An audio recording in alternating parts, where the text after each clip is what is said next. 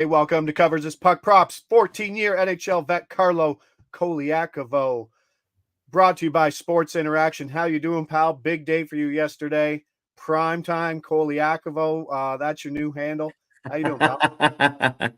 The four letters I love to scream every Friday. This one more than others. TGIF. Thank God it's Friday. Yes.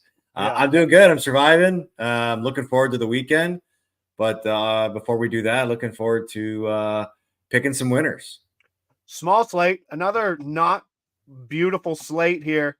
Let's go. Ottawa, Columbus.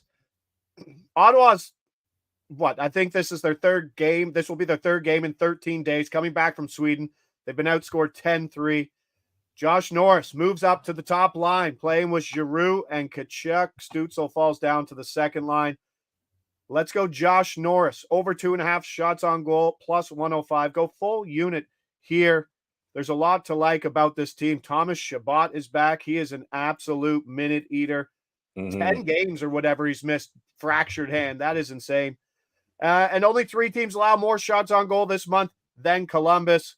Bottom 3 in expected goals per 60. And while we're here, let's sprinkle a point, minus 135 to win a half unit. So about 1.7 units here on Norris. What do you like about Ottawa here? The struggle's real, but is this a get right spot for them heading into the weekend? You know what? It has to be. It has to be for the Ottawa Senators because you can complain as much as you want. Oh, you haven't played much in over a 2-week span, and it's true. It's real. That does exist. They have not played much. I can't believe that the NHL has scheduled their schedule like this. They have almost as many as 6 games in hand on teams in their division. And so because of that, they found themselves so far out of the playoff picture right now. And if you don't win games like this, your season can quickly get away from you. So Ottawa right now is in desperation mode, and it's probably why they're welcoming back Chabot with open arms. Ooh. It's probably why with big open arms. It's probably why they're making the changes on offense because they need something to kickstart their results. And Josh Norris is a perfect guy to help start that on the offense. Put him in a position to play with some of their better wingers, move him up on the power play, and get this offensive unit clicking on a consistent basis because, they had a great time in Europe. They got 4 points, but since they've been home, they haven't been getting results. And aside from results, they haven't been playing good enough. So hopefully these 2 players' changes can help spark this group into wins. News for Columbus. Kent Johnson joins the lineup. He goes to the top line. Kirill Marchenko drops down to the third line. Patrick Laine still on that line. Thomas Chabot's going to go slide right into PP1 immediately is what I'm reading. So a little prop notice there. So Columbus, we've seen Columbus. We've bet on them. They're an absolute anomaly. They beat Boston. They go in and lose to Montreal, who you said was coming off the worst hockey game you've ever seen. You never know what you're getting out of Columbus. So hopefully Ottawa can get up the shots. That's something that everybody does. So we'll go full unit on the over 2.5 shots of plus money and then a half unit on the points. And then a game that this is a tough one to handicap. When you only got 2 games, you're picking at what you got. San Jose at New Jersey. New Jersey played last night. They gave up 45 shots. They blew a late third period lead. They won it in overtime. Larry Hughes. Luke Hughes. Scary injury, but comes back, gets the winner in overtime. He's good. I'm going to fire these plays at you, and let's see if anything sticks, okay? Michael Granlund, top center, PP1 center, but San Jose doesn't score. Under 0.5 points, minus 105. Yay or nay? Yay. Definitely yay. I mean, you said it yourself. They don't score. They're coming off of a shutout loss at Boston yesterday. Even in the games that they've played in recently, they're just not finding much offense. So you're getting value here on the unders. Okay. It's actually one of the better prices on the board, seeing some minus 130s. He's actually 9th on the team in points per 60. So we'll leave that one in there. Let's skip his shots on goal then. I mean, they're just not established enough. Let's go to another one I kind of like. Tyler Toffoli, over 3.5 shots on goal, minus 120. 7-4 to the over in his last 11. No Meyer, no Hamilton, who are big shooters on that team. He's third or fourth on the team in shots on goal per 60, facing a San Jose team that gives up more shots than anybody else. Back to back, you like him still being a trigger man here for 4+ versus San Jose?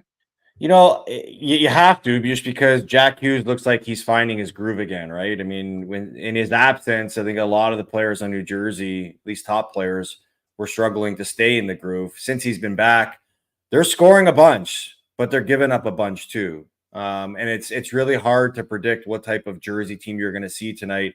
Has a potential to be a letdown game, but sort of like how I highlighted with my Ottawa analysis. New Jersey's not really, living up to expectations either. Their goaltending has been very average. They're getting results, but they're not putting up great numbers. And maybe you do get a blessing with San Jose coming to town, a team that struggles. But you just wonder with this New Jersey team if they just play down to their opponent instead of actually blowing this team out like they did. Who was the team they blew out a couple of nights ago? It was like 7-1 in their matchup. Just going to pull this up quickly. The Devils, or they played Buffalo 7-2. Buffalo 7-2. So could this be one of those matchups? If it is, well, you got to expect the big boys on the Devils to lead the way, and Toffoli should be trigger shooting. That Devils Buffalo game was on the back end of a back-to-back as well. So there you go. There you go. All right, you have been absolutely on fire here and on dump and chase with power play points. You're finding great spots, and you think this is a great spot here for New Jersey and power play points. So let's go through the lineup. We got Hischier, Hughes, and Bratt from left to right up front, and then Toffoli and Luke Hughes on the back end. That's who the targets are.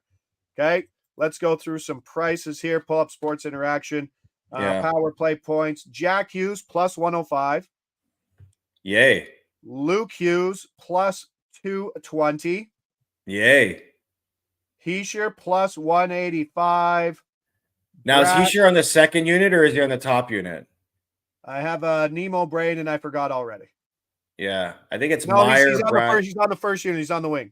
Okay, so I think anybody on the first unit right now for New Jersey is good value because you've got a team in New Jersey that has the number 1 ranked power play, and you've got a penalty kill in San Jose that is 30th in the league.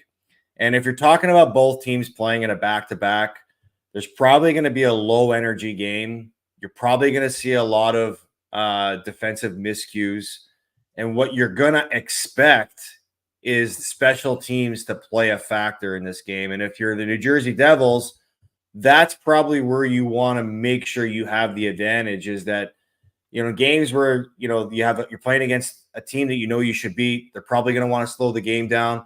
You've got to find a way to be the difference maker on the power play. It's not just the Devils, it's in any game that you see. And with the Devils operating at that percentage, I think there's a huge advantage here to get the value on some of those top players on the PP in a game where it's really, really hard to predict what could happen. Yeah, you think the Devils are going to win, but you're not going to lay minus 500 on the money line, right?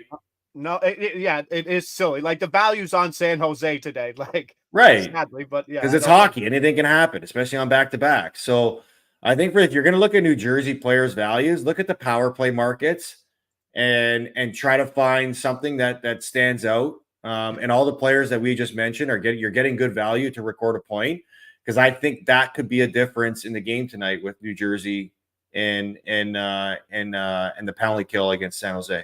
Do you know Jesper Bratt has 16 power play points in 21 games? More than I do know that because I play in a fantasy league and power play points are worth an extra point. And he's one of the guys as the top leaders on my team. Plus 145. Is he the call? Him or Hughes, you'd have to think, right? You think with Luke, Hughes plus 105 or Bratt plus 145? I go with Bratt because there's better value. Yeah, right. And then kind of similar, Hischier plus 185, Toffoli plus 175, and Luke Hughes plus 220. Mm-hmm. So that's what we're going. Well, Brad. Luke Hughes too is good value too. I mean, the guy's coming off of an OT winner last night. He's probably feeling good about I know, himself. but I don't know if he's feeling good after getting crumpled into the boards. It was. You know what? When you score the OT winner, Yeah. you wake up the next morning, and you don't feel that hurt. All right, so let's roll with Brad at plus 145 for the power play point, on top of Josh Norris over 2.5 shots on goal plus 105. We got half unit for his points at minus 135. Then we hit Granlund for under 0.5 points. We hit Toffoli over 3.5 shots on goal minus 120, and then one we don't have in there yet, but we're hitting Jesper Bratt for a power play point plus 165. Any shots on target props for tonight's game? Christian says Toffoli's the target in my mind at probably buy point minus 130. Korpisalo saves tonight. Yeah, Adams on there. I mean, that's a shot game. We're going to see a lot of shots. A lot of shots, yeah. A lot of shots in the early game. I think defense is going to be optional in that game, I think. Yeah, I think so too. I think you're going to see an Ottawa team that needs to skate and go up and down, and we saw what happens when they do that. Sometimes they open up that back end. So let's get that. Thanks for all the questions there in the chat to the boys there. Thanks to Carlo. Thanks to Sports Interaction. Thanks to Covers. Let's get it. We kind of turned into a small slate into a handful of plays. So on a quiet Friday, let's put our eggs in a basket and no late games. So always love that. Get to bed. Get to bed early. Oh, 100%. I'm Josh Ingles. He's Carlo Colaiacovo. This is a Friday edition of NHL Puck Prop brought to you by Sports Interaction. We'll see you back here for a big slate Saturday.